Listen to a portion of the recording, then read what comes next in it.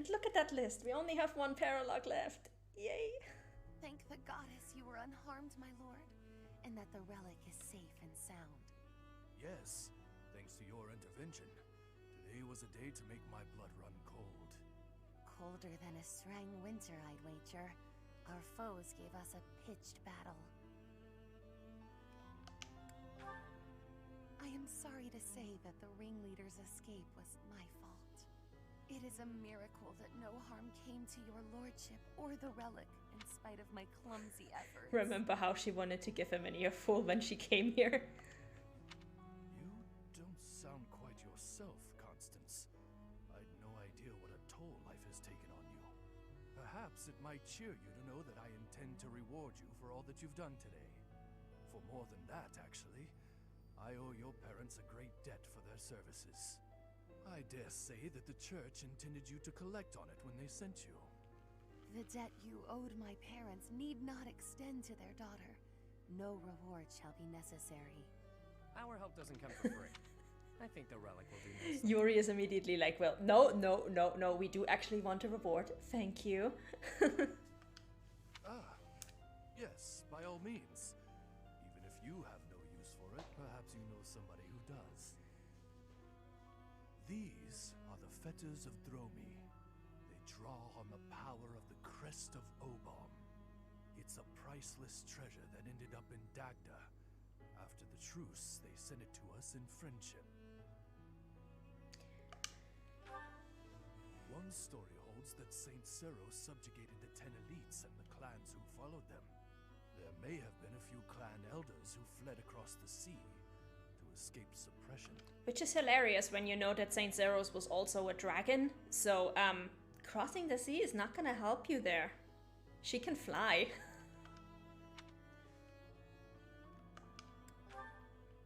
The Empire's Minister of Foreign Affairs must hold on to every bit of leverage that he can.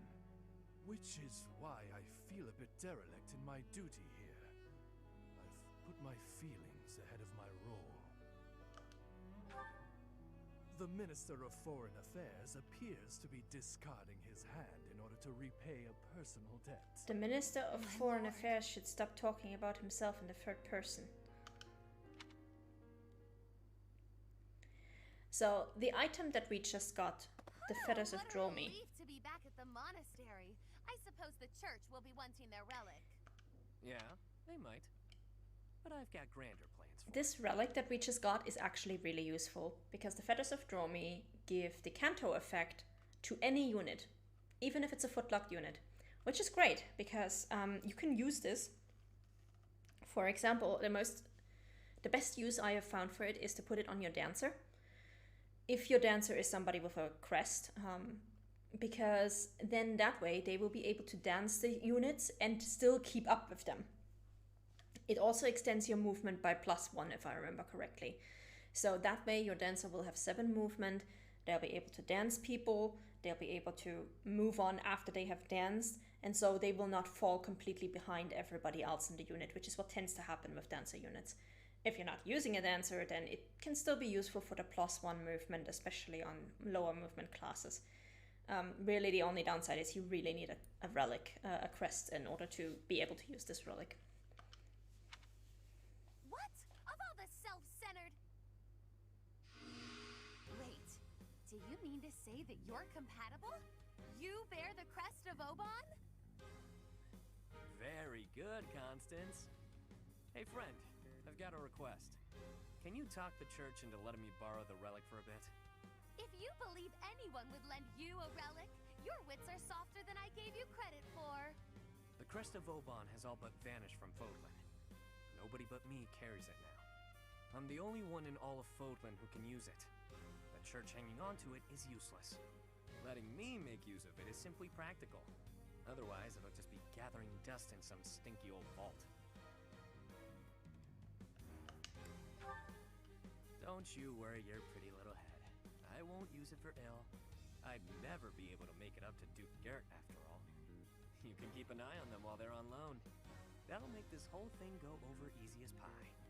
So this was the game you began when you offered your assistance. Well played. Thanks. I figured the Duke has no use for them, and neither does the Church, but I sure do. Ultimately, I want to use them to benefit the greater good. There's certainly no harm in that.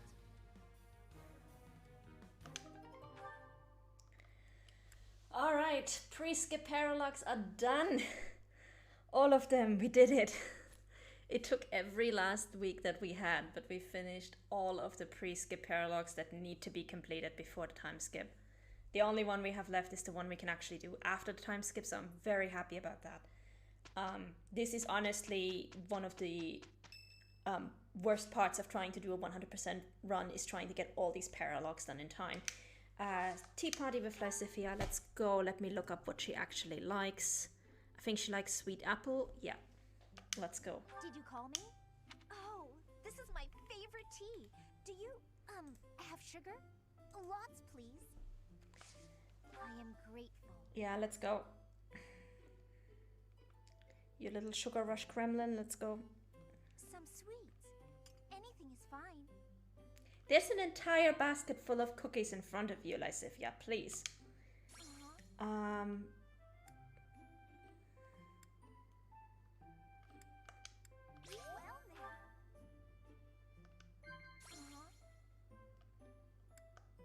I see.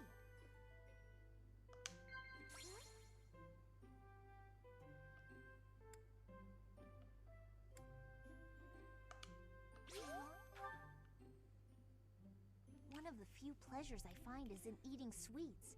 It's kind of embarrassing. I see. No chill, Byleth is just like, yep, that is embarrassing. Thank you for sharing that with me. That tea was delicious. Invite me again sometime. See ya. That was a choice. Alright.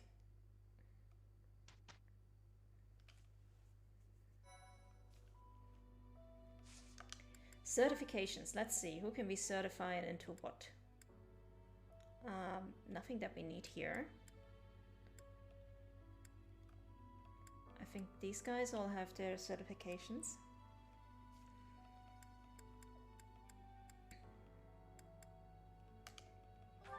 She cannot go into Dark Flyer yet because she doesn't have the required flying rank, which is fine. She cannot get onto a Pegasus yet. She needs a bit more to get onto a Wyvern. How much more do you need? Oh, it's just a little bit more flying. Okay, then we're gonna wait until we can put her on a Wyvern. She's already on a horse, which is good. But we might actually be able to reclass her into a flyer for her paralogue. It's just gonna require a little bit of flying training because she already has her lance rank.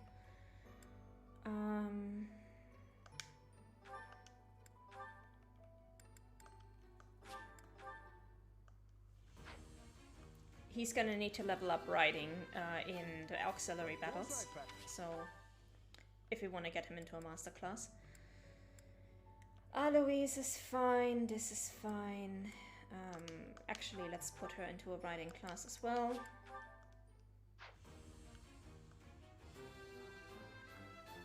That's a nice...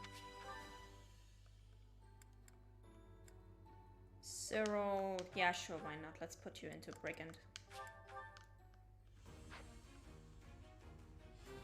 He's so tiny! I passed! And the rest of them are fine. Awesome. We're not actually going to use that on anybody. We are going to have to rearrange some of our items, so...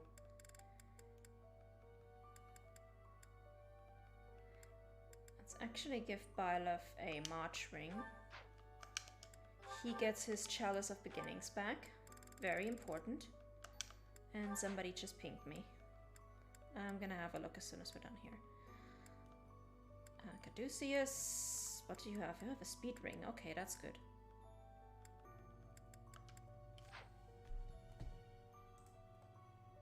Who pinged me?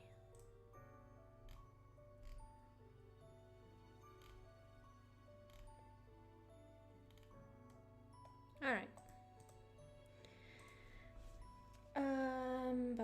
Ba-bum. Let me just look at the abilities and see if everything is okay. This looks good.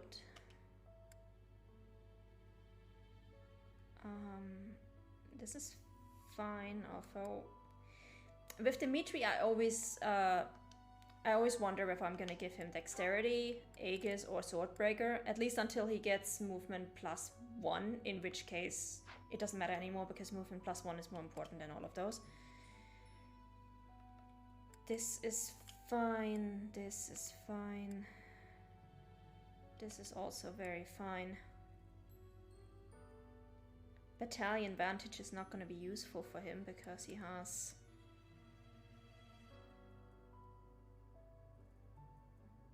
Because he doesn't have a battalion that goes that low. She's going to be fine. Yeah, I think everything actually looks pretty okay.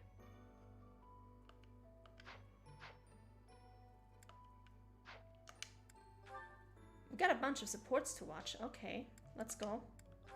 What do we have? Ingrid. Oh, Ingrid B. This should be interesting.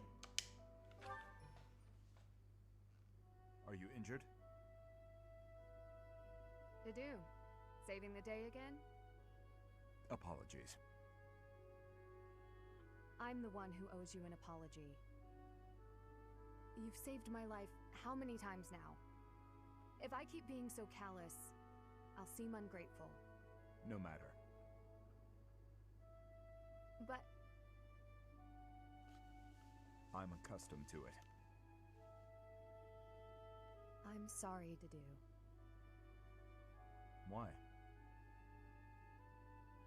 Because the way I speak to you is unnecessarily harsh. The truth of it is, I lost someone very dear to me in Dusker. The punishment came swift to your people, and when I heard of the slaughters, well, I thought it was a punishment well earned. I thought the people cruel and heartless, deserving of the tragedy that ultimately befell them. But you're different. You seem nothing like the people of whom I speak. So why not speak back against how I and so many others feel? Why not question this unfair prejudice and tell me I haven't the right to hold a grudge against you? If you just speak to me, if you tell me the truth about all of this. I do not know the truth of it myself. His Highness says the tragedy was not the fault of my people. But just like anywhere, there were many different people in Dusker. Some very good, and others very bad. It is not unimaginable that some may have conspired to take part in that wickedness. Perhaps we are merely victims. Or perhaps we are regicidal monsters. Whatever the truth of it is, you are not to blame. Yeah, the truth is probably somewhere in between, although we are going to find... We do know that the main strategists behind that entire thing were the Agathans, which we are going to get to in just a few minutes once we do the next mission, because this next mission is actually going to be a lore dump, basically. Or I'm going to turn it into a lore dump because the lore is never getting explained in this route, but I want to provide it for context. The people I hate are the ones who were responsible for that whole mess. You just got caught up in all of it. Ingrid. You've rushed to my side. You've saved me countless times. I am sorry for how I've treated you. Truly. If you think of me as your ally, that will suffice. For me, that is enough.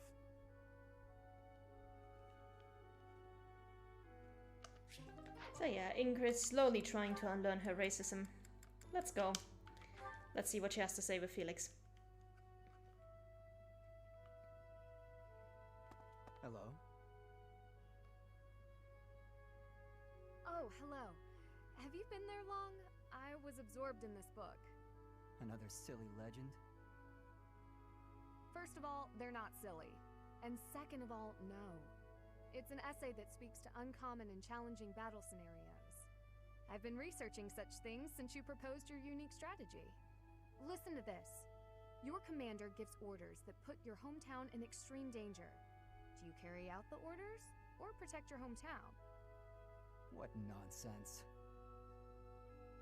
I was talking about real-world tactics, not some dumb ethical question. Whatever your personal feelings on the matter, I see similarities between such tactics and these dumb ethical questions. I haven't read beyond this one, but I think the obvious answer is to follow your commander. The duty and pride of being a knight demand that you follow orders, regardless of your own feelings. But if I were put in such a position, I don't know how I'd fare. In fact, were someone to carry out those orders, I know that I'd attempt to stop them. Stop bothering with all this. You're not meant to be a knight. Wow, Felix. Go find a husband. The actual fuck. So, yeah. Felix, you need to drink your respect women juice. Like, what the fuck is wrong with you? Excuse me? You heard me. I know you hate the ideals of chivalry and pride. So much so, you prefer to escape your duty as your family's Yeah, heir. that escalated very quickly. You have no right to criticize me for my ideals. Perhaps not. At least I know not to heedlessly obey orders. I know not to romanticize blind obedience. My brother taught me to think for myself. Don't you dare bring Glenn into this. You're right. Forget it. Damn. Yikes, yikes, yikes, yikes, yikes. Oh, these two. Nice. Let's go. What are all these books doing on the floor? Hey, Cyril, what's going on here? I'm tidying up the library, sweeping the floors, dusting the shelves, restacking the books. Isn't there a schedule for library cleaning duty? Why are you doing all of this by yourself? Oh, I'm helping out the kid whose job it is. He says I'm making him look bad, but I'm just happy to help. Besides, some of these books are valuable. Gotta handle them carefully. Not a lot of people get that. But there are so many. You really think you'll get all this done today? Easy. There's more stuff to do tomorrow, so the library has gotta get done today. And I guess you're planning to do all that by yourself, too. Yep. Cyril the workaholic. Come on, it'll be dusk soon. Let me help. Nah, it's my job and I'm gonna do it. It's not your job. We literally just established that it's some other kid on library duty and Cyril is just helping. There is no way one person can shelve all these books before nightfall, Cyril. Like I said, these books need to be handled real careful. Shouldn't you be doing your own thing anyway? This is my job, and I'm gonna do it because I know Lady Rhea expects it done a certain way. I can't just stand here and watch. I won't get in your way, all right? I'll handle this shelf, and you take the next one. Listen, I said I don't need your help. I promise I'll be careful, okay? Let's just get to it. Cyril. Fine. You do over there, I'll do all of this. Got it.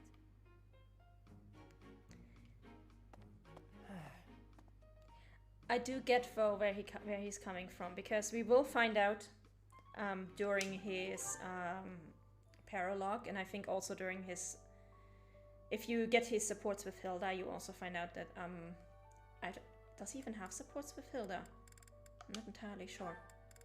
Yeah, you will find out that Cyril was living close to the border between Almyra and Goneril territory, and eventually his parents died fighting, like most Almyrans do in those border conflicts, and he was taken in by House Goneril, which in this case does not mean, oh, he was adopted into the family and happily treated nicely ever after. No, he was a servant in their household, which is literally just a slave. He was so badly treated, some nights he didn't have anything to eat, he barely had time to sleep, he was working his ass off. So he is used to being worked to death, basically, and he is used to being mistreated for not working correctly. So I get why he's coming from, like, because for him this is not just like, oh, I'm proud of my work. This kid probably also has some PTSD from his time as like an actual slave in a noble household. And let's just say that Hilda does significantly less to address her family's slavery issue than Ingrid does to address her racism issue, which is one of the reasons why I why I don't really like Hilda, because she learns that Cyril was employed in House Goneril and was being treated really badly, and her response basically is, well, I'm sorry to hear that, but that wasn't me, so why are you talking to me about it? And I'm like, fuck you. Yeah, maybe you could, you know, write to your brother, start an investigation into how the servants of your house are treated and shit like that. You don't just wave that off. Like, what are you doing? Anyway, what do we have left with Ingrid? Oh, Annette. Okay, let's go. Ingrid? What's the matter, Annette? You look upset. I'm just so sorry. I had no idea. I'm not sure I follow. Take a breath. What's going on? Well, I was really curious about why you're not interested in things like makeup. So I asked some of our friends about it, and... Oh, I see. I imagine they mentioned that my family was fairly poor, and they probably also mentioned that I lost my fiancé. Correct? They did. I'm so sorry. It was thoughtless of me to try pushing those things on you. It's perfectly fine, Annette.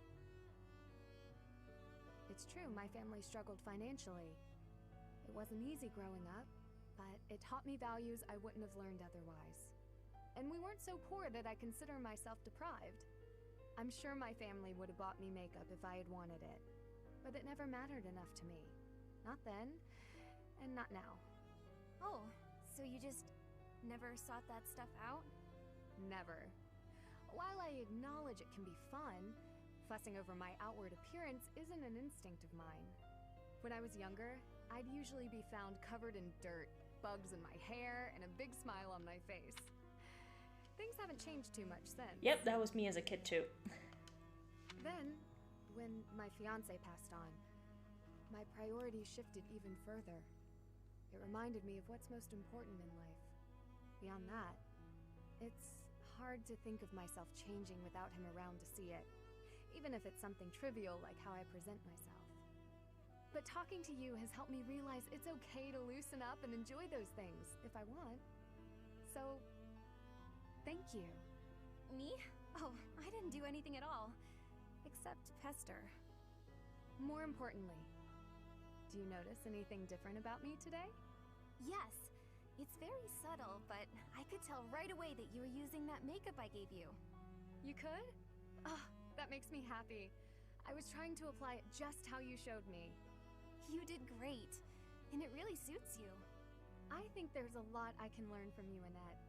You've helped me embrace a lighter side of life I quite like. And this is why I like Ingrid so much as a character. Like, a lot of times when you see characters who are not acting very feminine, or who are rejecting like classic traditionally feminine stuff, it's always like, oh yeah, makeup is so stupid, girls who use makeup is so stupid, and they avoided that with Ingrid. Like, she's like, okay, every once in a while I do actually enjoy that. It's not a priority. I still think it's a little stupid, but hey, it's also fun, it's cool, we can do this every now and then. Really nice, love it. It's my pleasure. Ooh, this is so great. Wanna go shopping to celebrate? Shopping? But what would we buy? That sounds so overwhelming. There's a dress I've been eyeing for a while now. I'm certain it will complement your pretty eyes. Just leave it to me, Ingrid. I'll make you the most fabulous knight this world has ever seen. And this kind of makes me wonder, like, what is the actual status of fabric production in Fodlan? Because before we had sewing machines, clothes were essentially sewed to measure, or they were handed down from one person to the next. You did not just go window shopping for dresses. You went to a tailor and asked for a dress, or you bought or you took dresses that were handed down in your family. But clearly window shopping is a thing here. So do we have sewing machines in Fodlan? Like, are we already at that level of technology? I want to know more about the textile production behind that, honestly, because that just sounds like, it sounds very weird. It sounds either they didn't think about it properly, which is most likely from the Doylist perspective, they just didn't really think about it, or yeah, maybe there's a magic spell for, you know, sewing dresses. I don't know. I would really like to know. Like, are there magic tailors anywhere? Like that guy from The Witcher who just, from the, I'm not sure if he was actually in the books or only in the Netflix series, like the guy from The Witcher who basically had like snaps his fingers and the entire wardrobe appears in front of him. Like, is that a thing? Because this dialogue is just it's something that if you don't know about fabric production and sewing, it's just a throwaway line that doesn't make any waves. But if you know about fabric and textile production and handling, it makes your brain grind to a halt and go, wait, what? What? Well, that does sound fun. I look forward to it. And it also reminds me that they completely missed the opportunity to show us all the students in really fancy dresses for that ball scene in chapter 9. Okay, I think that's the last paralogue, Annette and Lysithia. Or, sorry, paralogue support. Yeah, let's go. And then we can move on to the final mission. Oh, you're still here? Lysithia, hi. Did you forget something? I did. What are you reading? Just something I found. Though there are things in here I don't quite get. Is that the Compendium of Light and Dark? It is! Amazing how you could tell that just from a glance at the cover. I've read it so many times, I have nearly the entire thing memorized. That said, it does seem to take liberties with some topics, so be aware of that while you're reading it. Wait, really? Yikes. Thanks for the warning. You've got quite the stack of books here for only wanting to brush up on one thing. I knew you were a hard worker, Annette. No, not as much as some people. Oh, sorry. There I go again. It's alright. In getting to know you, I've taken some time to self-reflect. I used to think that I worked harder than anyone. But I'm not so sure anymore. I have to work even harder to keep pace with you. God help us if we ever get Cyril, Annette, and Lysithia into one room. Oh no! But then I'll have to work extra hard to keep up with you! Well, if you work extra hard, I'll need to work super duper extra hard. Oh, come on! Fine. Super duper quadruple extra hard. Infinity plus 1. Okay, that's enough. We could do this forever, but we've got better things to do. Sorry. It's fun to see you get carried away like that, though. I'm glad we had this chat. I feel excited to continue working super duper extra hard now. I'm lucky to have someone like you around to inspire me. I feel the same. I'll do my best to keep pace with you. Why are you smiling? Oh, it's nothing. I was just thinking about how nice it is that we can motivate each other like this. It is nice, isn't it? But I still intend to surpass you. Nuh-uh, I'm gonna surpass you. But before that, could you explain this part of the book to me? I'm not quite sure how someone of your caliber is struggling with this one, but let me break it down for you. Lysithia with the stealth insult. Okay, cool.